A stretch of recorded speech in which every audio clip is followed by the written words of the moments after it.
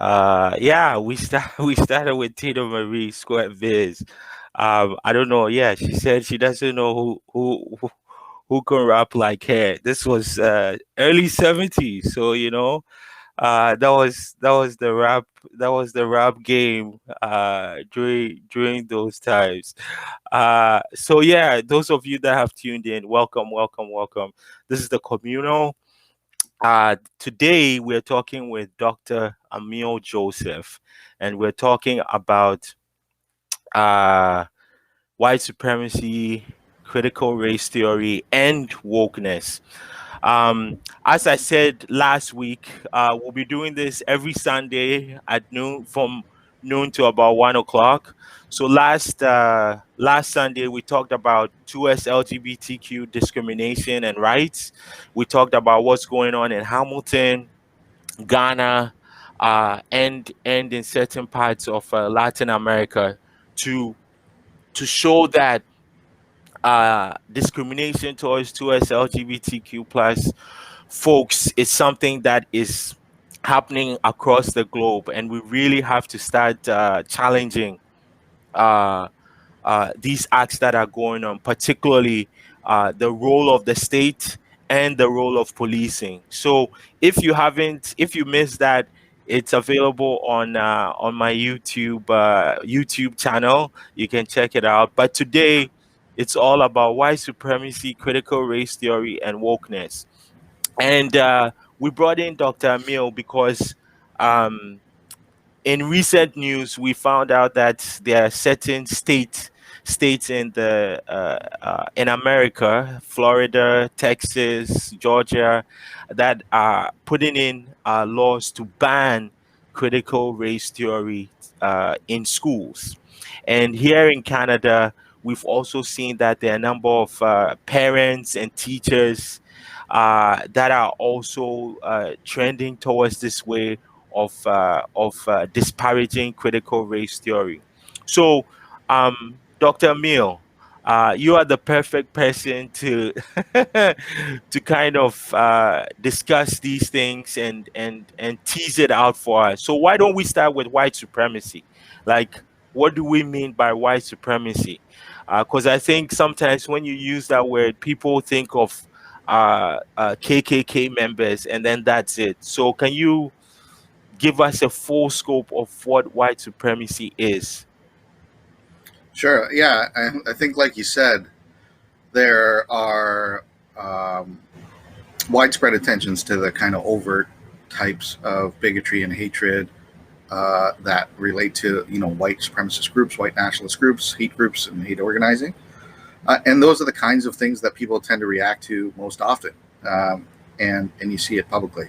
When there's public incidents of overt violent racist hatred or overt acts of bigotry or specific hate crimes or hate incidents, when you can draw one line from that was hate and this was the act that resulted in harm. I think that is a microcosm, that overt attention, our primary focus on that kind of white supremacy is what gives us some problems when we try to talk about white supremacy as a political, economic, social system. Some people talk about white supremacist ideologies, belief systems, and structures, and sometimes people talk about discourse. However, you want to weigh in there, it's how we talk to each other about these issues, not beyond the individual, to think about systems, practice, policy, and law. Historically, we can think about um, specific examples. In Canada, for example, when we talk about the Indian Act and settler colonialism, the residential schools quite recently, projects of conquest and eradication embedded throughout society, in policy, in law, in professions and disciplines. We can talk about, Japanese internment as practiced in Canada, Chinese head taxes, turned away ships of South Asian and South Asian laborers, and Jewish people discrimination against, black communities uh, since before Canada was Canada, right? So pre-Confederation, that disenfranchised people based on ideas of uh, both supremacy and inferiority. Who is worthy and who is not worthy. These things are embedded in immigration law and the criminal code, human rights law. Even some have suggested that the ways we think about human rights and discrimination are very individualized and not doing adequate justice to the legacies and contemporary realities of white supremacy as a economic, political, and social system that is a system whereby people who are white are mostly at the top, mostly advantaged. And I think that's a problem when we talk about white supremacy, is there's a movement to keep it confined to the isolated individual, the rogue bigot, or the white supremacist group, and divorce it from the systemic and the structural, the continuous and continuous from colonization, slavery, and indentureship and conquest. So the contemporary manifestations of those things are in all of the areas that we know. We see these disparities in healthcare, in the criminal justice system, not only in terms of how people are charged, but also in their sentencing, carding, racial profiling and police checks, police brutality. You see it in housing, and employment, education. So to deny these realities that we know are systemic and structural, that we have years of empirical evidence for, is to do a particular kind of work. We can talk about that, I guess, when we talk about how people are taking up what they call critical race theory. Mm-hmm.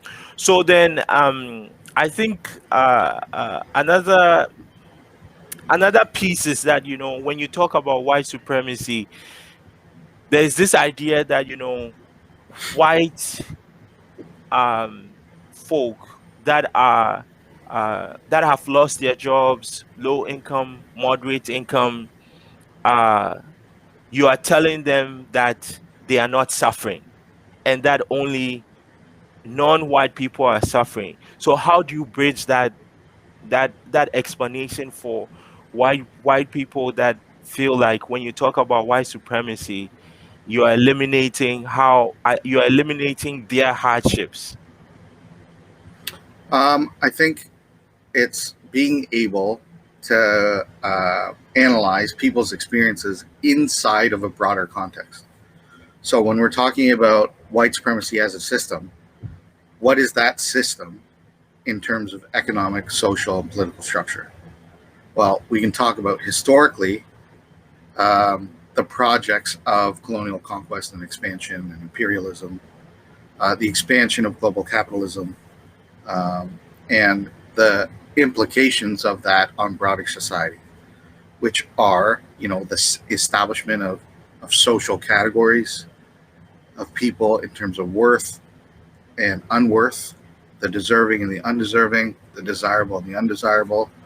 And those ideas were always forged on racial lines, on gendered lines, with attention to the various intersections of exclusion that were built into those narratives. So, you can let's take our own Immigration Act, the Immigration Refugee Protection Act, and go back to early 1900s, 1910, when you initiated this idea of prohibited classes.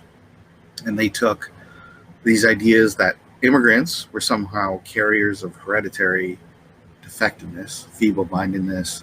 They baked in ideas around criminality, and used words like prostitutes and vagrants and pimps and procurers, people using social assistance, everything undesirable into one prohibited class, which was racial, eugenic, ableist, sanist, kind of together.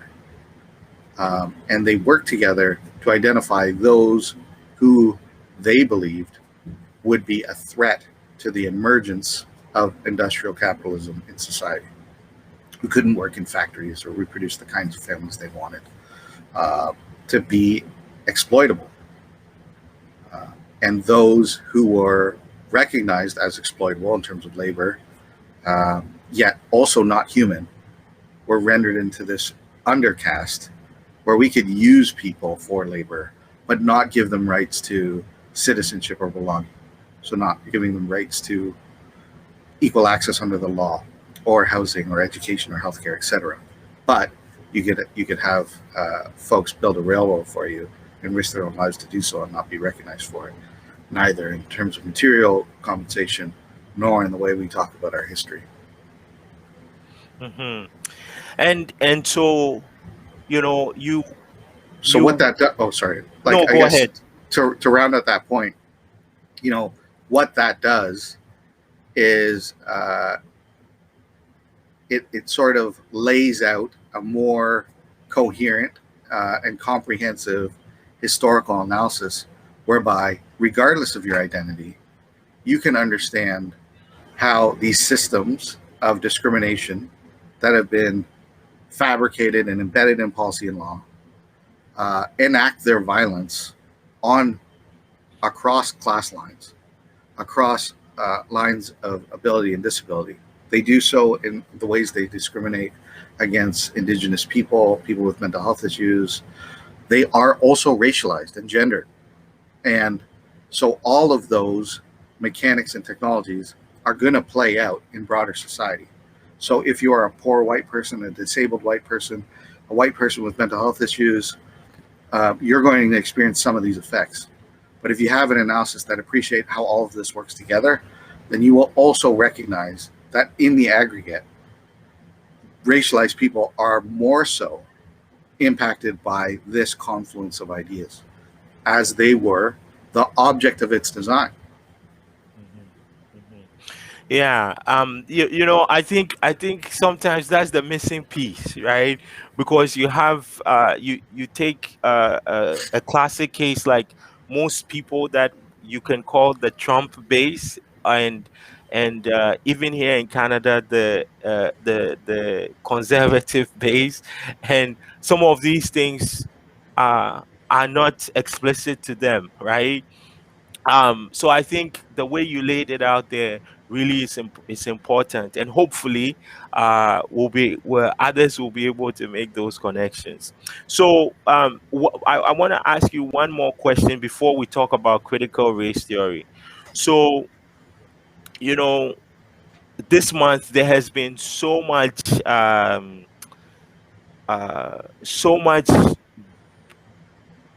tragedy and and and inaction. We saw what happened in London.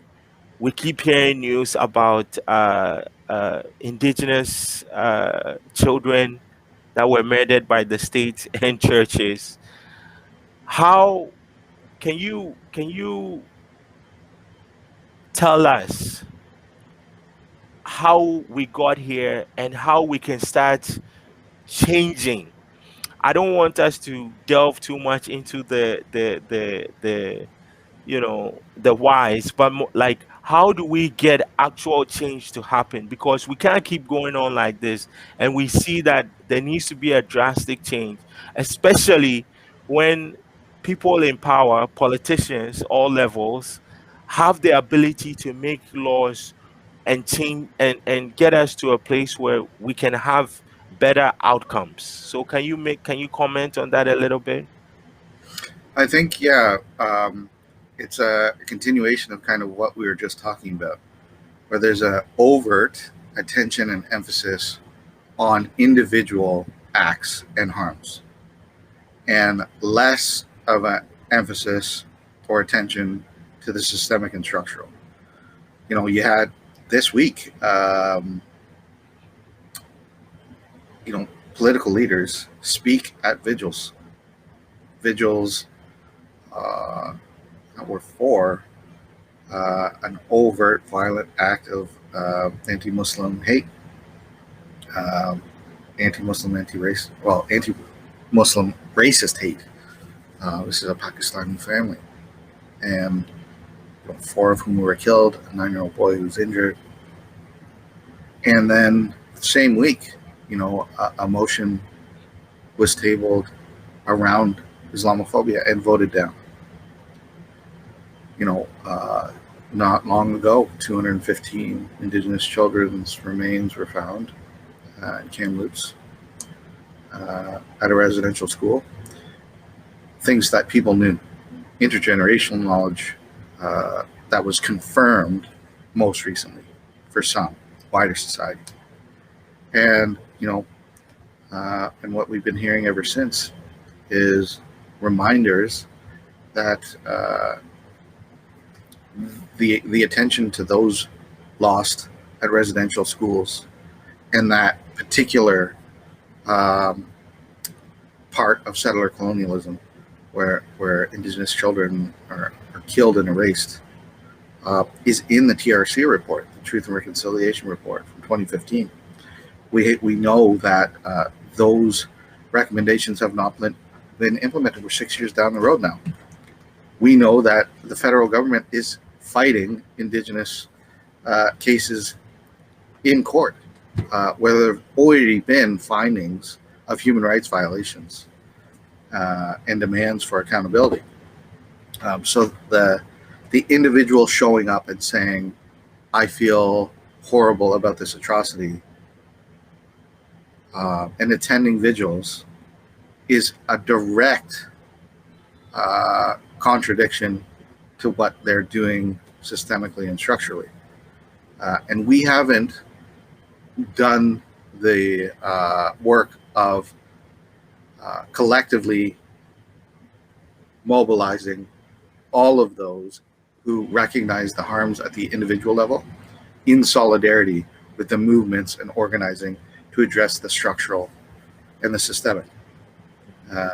You get hundreds of people marching the streets sometimes when they are moved by a particular act of violence, in solidarity with movements that are guided around that kind of violence, but they're also attending to systemic and structural change.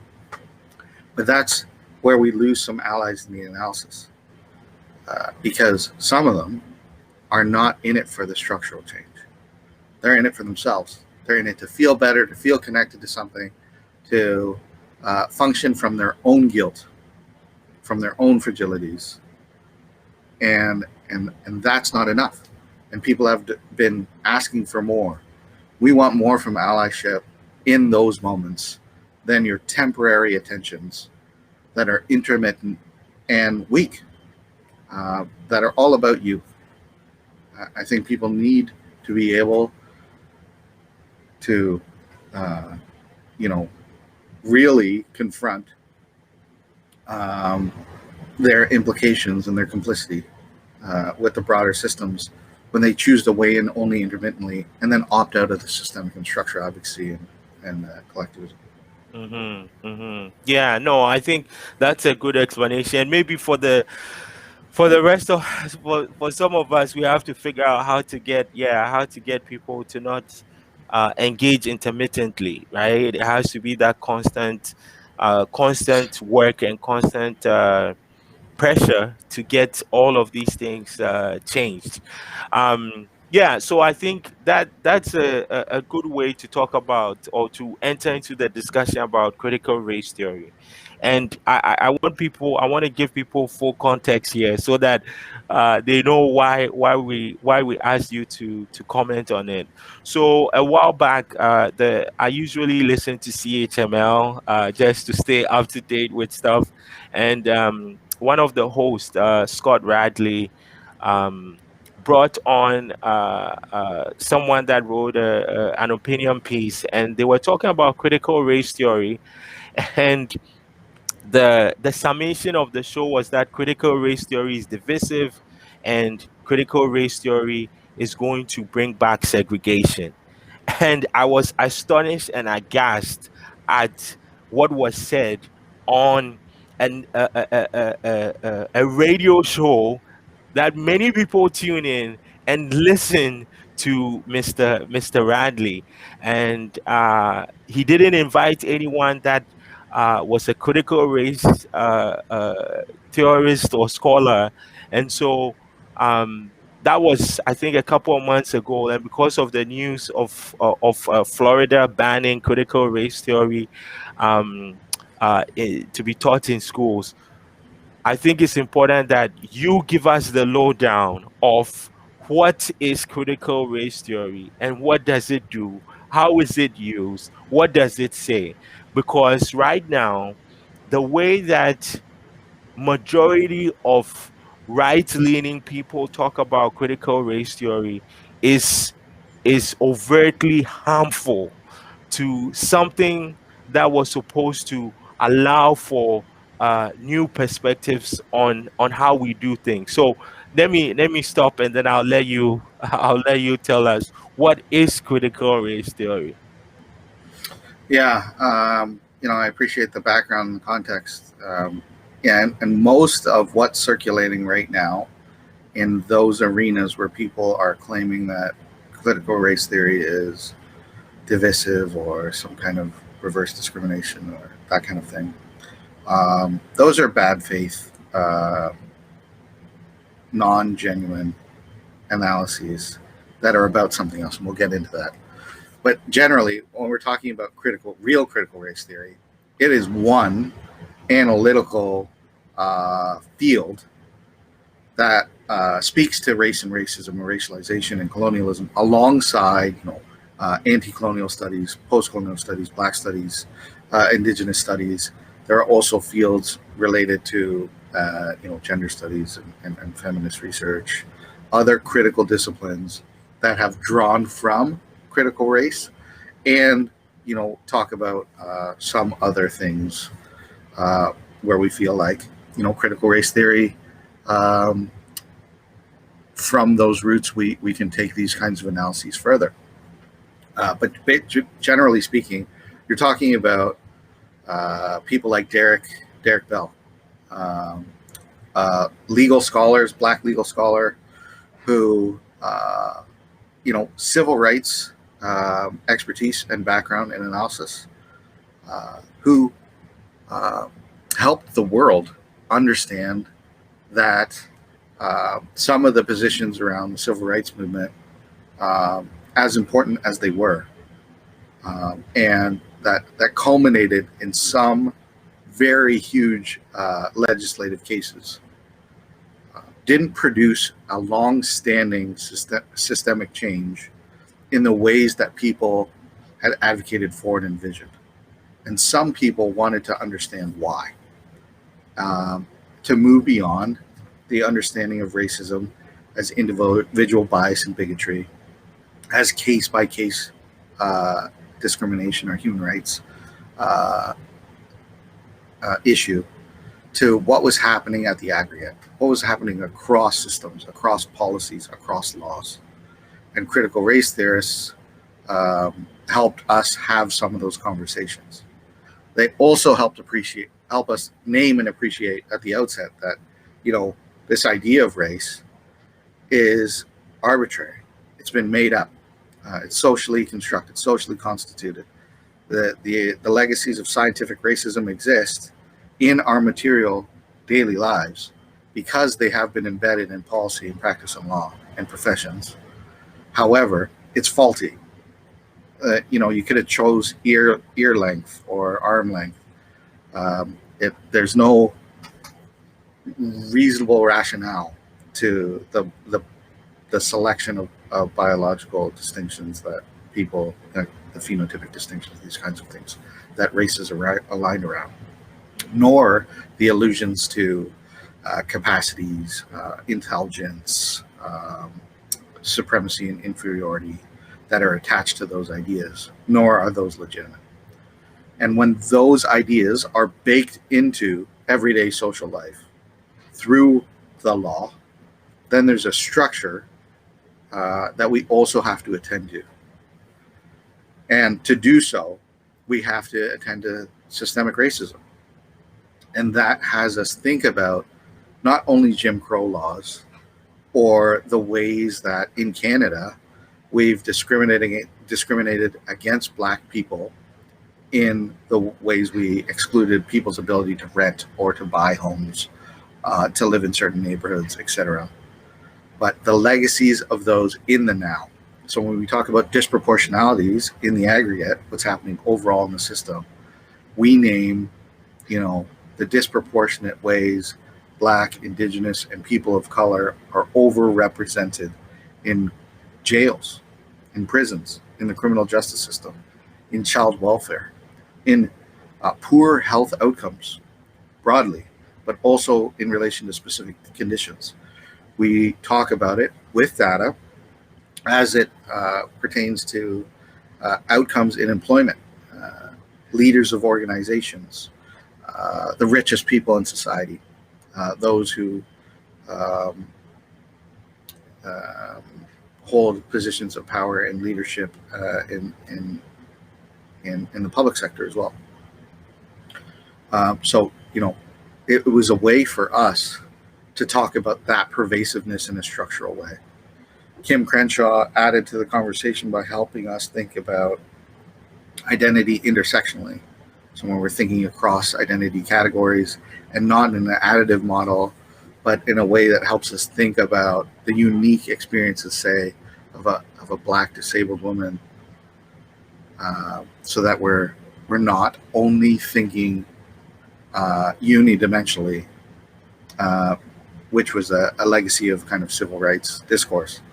And some others, early on helped us appreciate these things in a really politically grounded way. I'm talking about the Combahee River Collective, who helped us think about beyond Black and white or just men, and thinking about the ways struggle is complex across identity groups and those experiencing the impacts of exclusion and social marginalization across society. When we talk about the marginalized groups, the equity-seeking groups, etc. So that's where it comes from, and that's what it does. It helps us have those conversations around systemic racism as they are embedded, have been historically embedded, where they come from, and how they operate now. So this is a great segue into a couple of questions that we are getting from Twitch. So someone is saying, how do you explain President Obama, Vice President Harris, Black Muslims in Congress, and Clarence Thomas? How yes.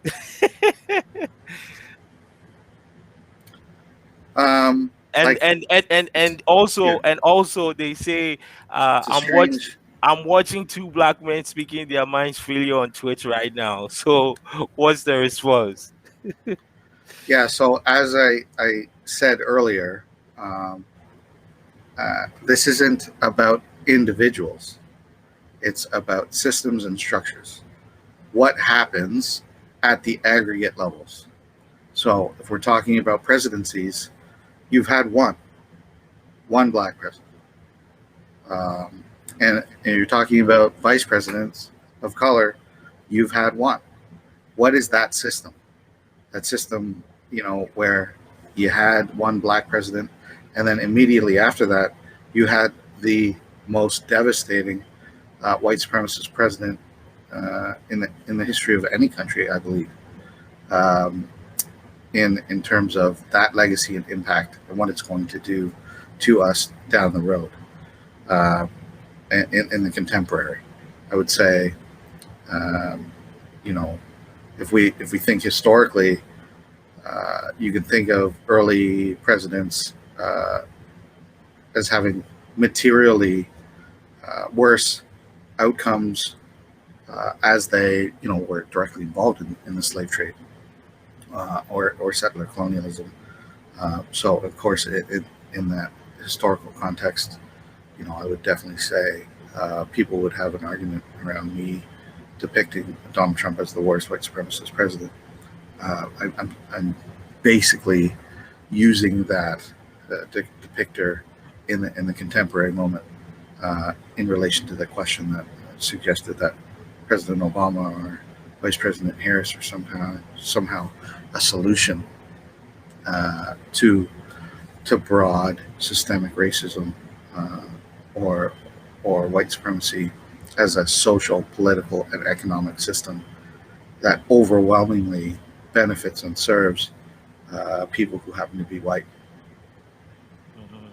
Yeah, and I would also add that this is where we need like more critical analysis, right? So, for example, if you talk about Vice President Harris, there's also been mention of how she also contributed to the increase in black and racialized people in the carceral system in California, right? So, just because we have um black or other racialized people partaking in the system doesn't mean that we can't talk about the systemic and structural um marginalization and exclusion that is happening. uh okay, we'll move on unless you have one more comment. I was just going to go back to, this dishonest and bad faith analysis around critical race theory right now, and what that's about. Earlier we were talking about white supremacy and people's attention to that as individual bias, analysis, bigotry, prejudice, and uh, you know, not to the historical, the political, the social, the structural, and the systemic, the ways that advantage is ordered through policy, practice, and law. The same is, at stake here when we talk about what education is allowed and what isn't. If we have permission to talk about the residential schools, Chinese head taxes, the Komogatsu Maru, settler colonialism, the Indian Act, chattel slavery, the exclusion of black people, anti-black racism in Canada, racism in the criminal justice system, the origin of policing as having origins in the policing of black bodies, discrimination in the immigration system. And we talk about those things in their historical context. Then we have an appreciation of a different narrative of origin stories, for origin stories, that is contradictory to the ones that some of us grew up with in the education system, which are, that Sir John A. Macdonald was the father of Confederation that brought the country together, that omitted things like policies to starve Indigenous people to death.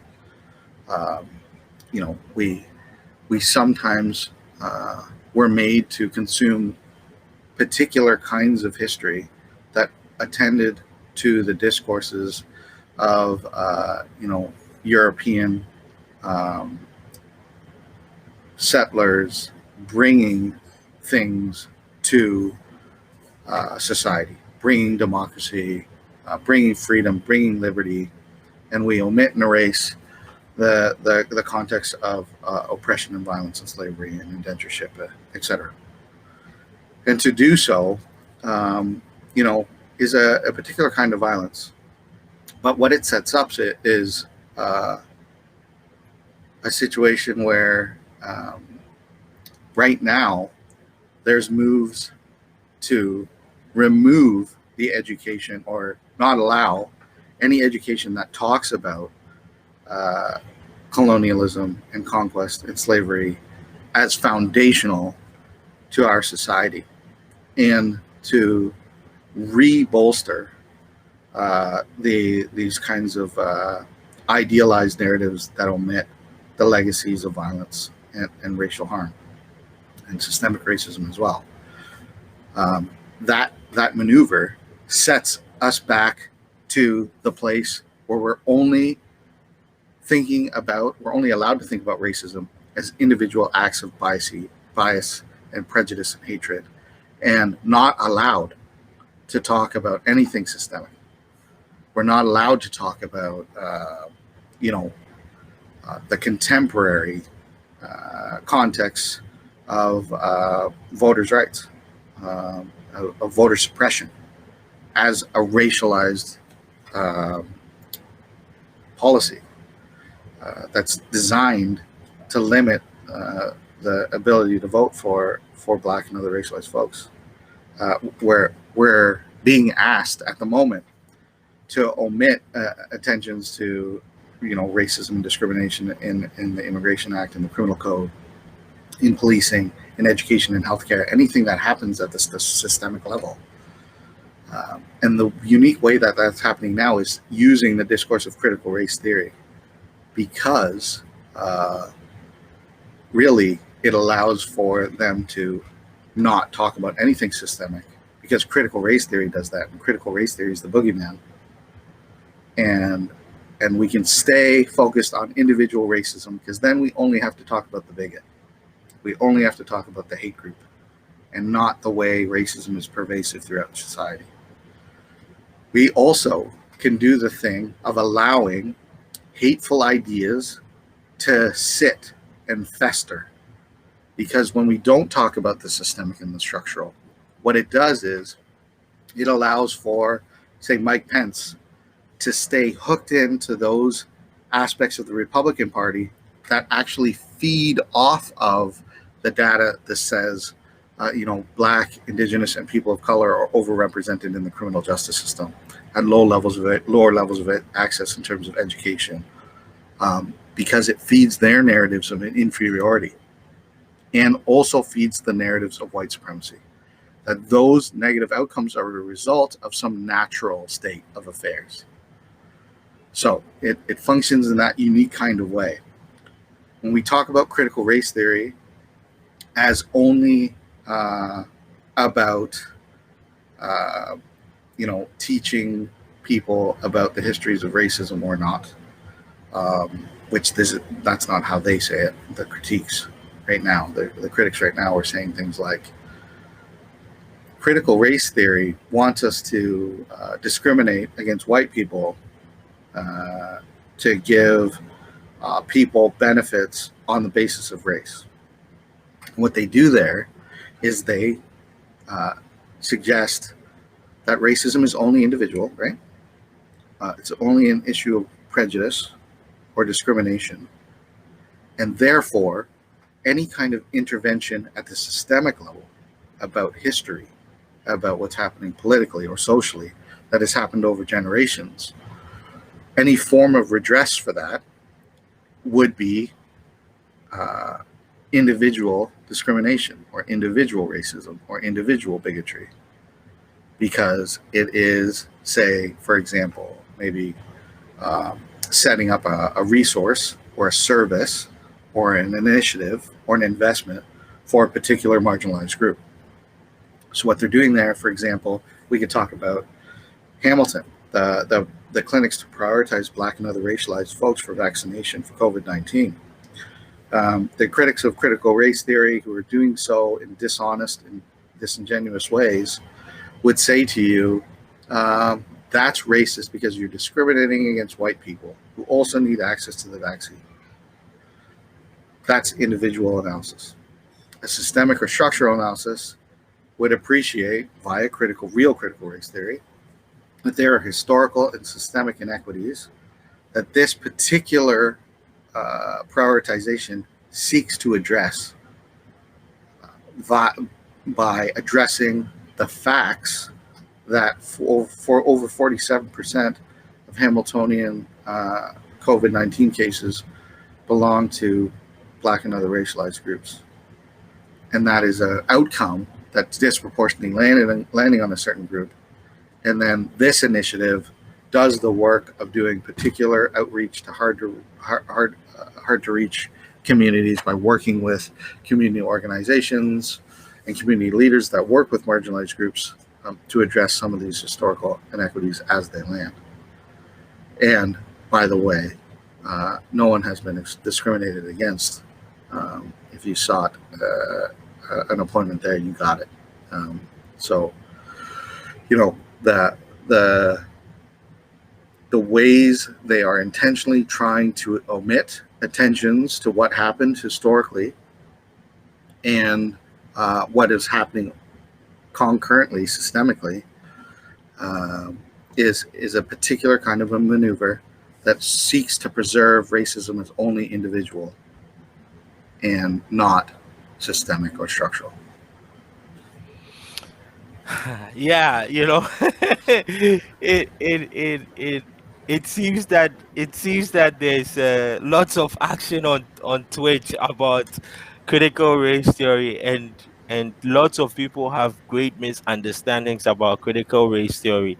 So I think we're done at one, and we have other things to to talk about. So the last one I wanted you to comment on this idea of wokeness as a tactic to erase politic good political or public decisions, right?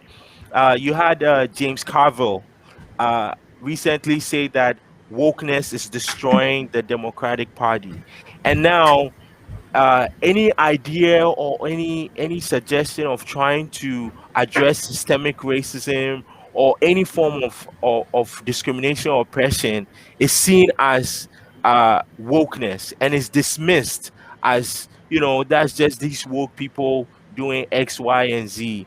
So can you comment about how wokeness is being used to dismiss policy changes that would benefit marginally um, people that have been historically marginalized, excluded, and what have you? Yeah, I think it functions in the same way. It functions in the way to dismiss any attentions to systemic and structural outcomes that are disproportionately landing on marginalized groups. See that comment right there in the bottom of the screen. It says if you say someone can't get something because of color of their skin, no matter what the color is, that's racist. That is an individualized understanding of racist, not considering who, what, where, how, or why. It doesn't consider aggregate outcomes, because if we were talking about the vaccine scenario that I was describing earlier, well, let's look at the data. And the data shows us that if you're a white, you had primary access, you're getting it sooner, you have better health outcomes, you're not disproportionately affected in terms of the aggregate. And the intervention is to address all of those issues, and that those interventions are usually small. They don't result in a disproportionate outcome in favor of Black or other racialized folks. So when we're talking about systemic and structural racism, of course that's not it. Of course, data shows us that that's not the case in material reality. So that kind of comment plays into the game of like, wait, let's not consider any systemic, historical, political, or social context. Let's just have two people in a room and say they're both going for a job, and if you pick the better one, that kind of discourse, right? And where better is a very loaded term, right? Yeah, yeah, no, yeah, the comments keep coming in, but I think we have to move on. So, um, one of the reasons we started the communal is we also want to connect people with each other. So, can you tell us how people can get a hold of you, and also what are you working on? I think you released a book a while back, a couple of years ago. Are you working on anything that people should be staying tuned, and how can they get in touch with you to kind of continue to build a community that allows us to address all of these issues that we've spoken about today? you know, Connecting with people like me is one thing. If you want a scholar and a researcher to explain some of these things, I feel like it's a double-edged sword there, because we're asked overabundantly so to respond to issues of racism at individual, social, systemic, structural levels, the historical issues that were demanded or called upon to re-explain to people time and time again. That happens so often. It can be quite taxing, and I feel like that is a manifestation of some of the systemic and the structural things that we've been talking about. Where there's some other aspects of the system that should be doing that work as well. Not just me, not just you, not just in our offices or through our work, but there are agencies and organizations in the community that do this work that you should attend to and that you should support and you should back. The Hamilton Center for Civic Inclusion is one. The Disability Justice Network of Ontario, Spectrum, the Space, Empowerment Squared. There's a lot of local agencies that do things to support marginalized communities in Hamilton, that help do the teaching and the advocacy, and do this broadly. In particular, me, I have a number of projects on the go. I'm continuing my ongoing study of discrimination, racism, and the legacies of eugenics and ableism and saneism and racism in immigration policy, practice, and law as it relates to the criminal code and mental health systems and services.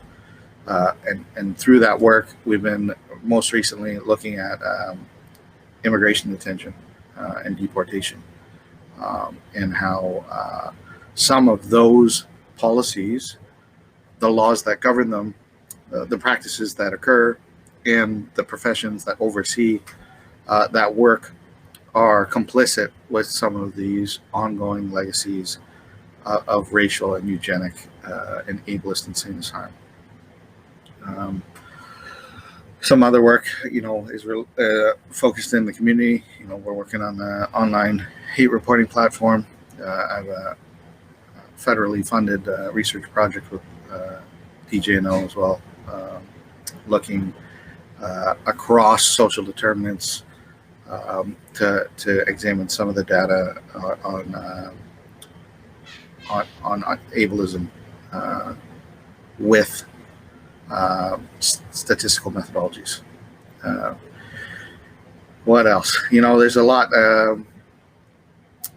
I often, if you could think about how I think about things generally inside and outside of projects, I feel like in my teaching, in my research and community work, there's a coherence between how I appreciate what's happening at individual levels and how we talk about things socially and what we advocate for there. And sometimes we get that wrong. And the bigger asks for systemic and structural transformation. I think there can be a continuity to one's analysis that helps you do all of those pieces of work in coherent ways. And I'm easy to find. You can just Google me. Yeah. We're almost at 1:00. There's lots of stuff happening in the chat. Do you want to comment on any of it before we before we're done at 1? Yeah. So if you look at a lot of the kind of more individualized comments, I've addressed them already. Really, there's folks who are trying to do the work that we've exposed here in this session, which is the work to confine racism to bigotry and bias and prejudice, and not attend to anything that's happening at aggregate levels, systemically or structurally. And that omission has been exposed for its game. Some people specifically allude to the work of David Duke in trying to realign white supremacist and white nationalist ideas for a mainstream audience. And we saw the manifestations of that as effective through Donald Trump. To say something blatantly racist and do so in a way that speaks to multiple audiences because they weigh in the bigot side of weigh in via white nationalism or white supremacist hate group, and those who carry these more regularized ideas that omit attentions to systemic and structural racism that we know in the data that shows up in education and in criminal justice and healthcare and housing across social determinants in a number of ways.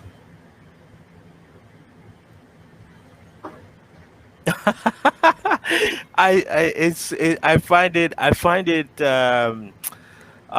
what's the word, illuminating. That's the word I'm looking. I find it illuminating because sometimes you have people that are saying that critical race is racist, but don't understand what racism is. And then you mention people that have historically contributed to the racist behavior of countries globally, locally, nationally, and they have no clue of who they are, but yet they are saying that critical race theory is racist. I find it very illuminating. Yeah, like if we can take that kind of this maneuver, that kind of gaslighting that tries to repeatedly deny, oppress, omit attentions to systemic and structural racism, if we take that and hold it up for what it is, and we realize that that's being done for a particular reason, and this broad reaction is is a is connected to that that maneuver, then it's easier, I would say, to be honest about where we're coming from when we talk about critical race theory. And therefore, if we are, then you would not hold a debate around critical race theory without inviting experts in critical race theory to tell you what critical race theory is, who would tell you that your interpretations of this are inaccurate, factually, erroneous, and using that basis to make a decision would be a fundamental error. But that's not what this is about.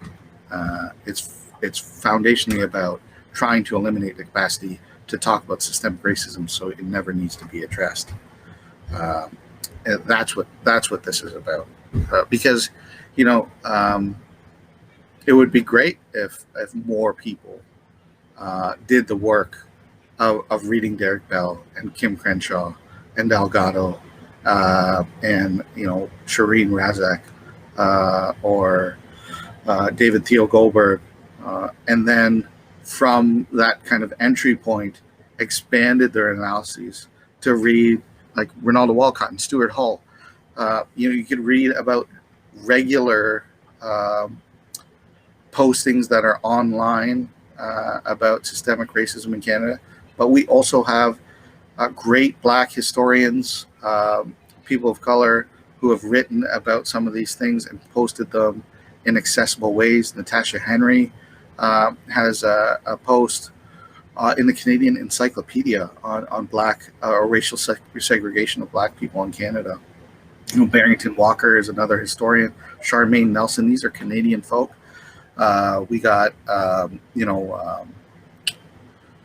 Robin Maynard, who wrote Policing Black Lives. We've got a number of scholars who do the work for you in compiling analyses that help us appreciate the systemic and the structural. What we see now, what's happening in these disingenuous instances where people are claiming to have some knowledge of critical race theory in order to dismiss any attention to systemic and structural racism, what we're seeing there is a blatant omission of this knowledge, of those contributions, of that theory and that analysis, of that evidence.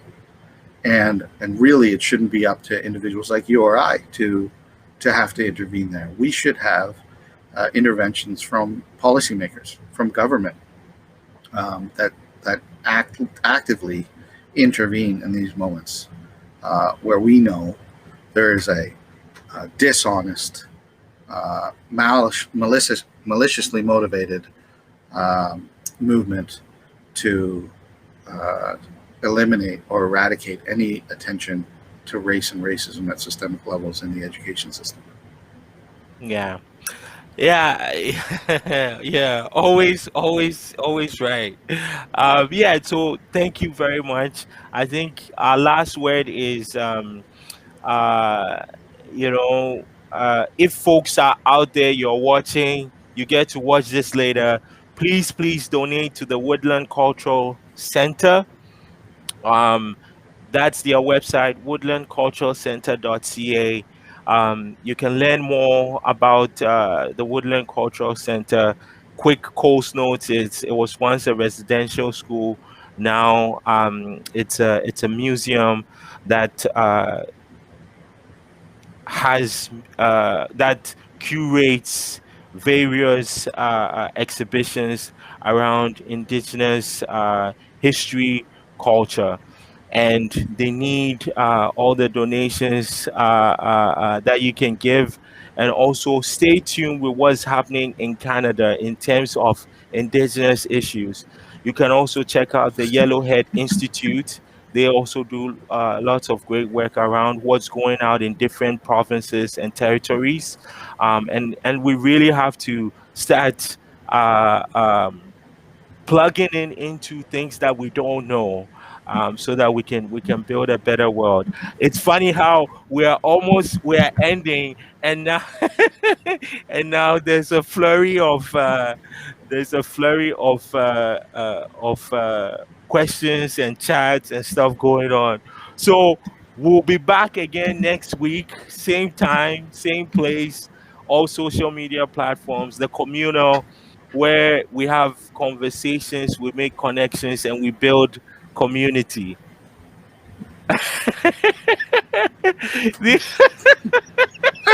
Well, at least he's got something at the end there, right? Oh well, I guess if you can't critique anything substantial, he's Yeah, not smiled. Adrian Shad, that's a great there's the book is from Tollgate to Parkway, I believe. That's a history of Hamilton, Black Hamilton in particular.